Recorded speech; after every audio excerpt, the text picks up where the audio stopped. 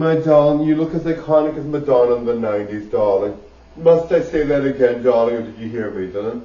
Of course I heard you, Mildred. I'm just ordering at the McDonald's drive-thru, didn't I? Yes, darling. Well, you look as iconic as Madonna in the 90s, my darling.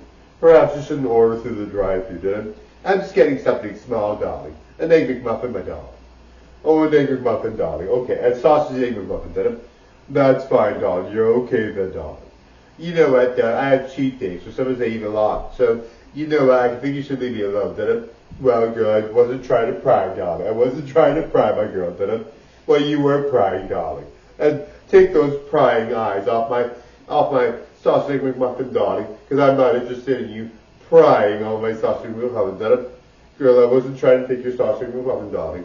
I just wanted to check on your diet, darling. It's good, darling. Look how fabulous I look, did it?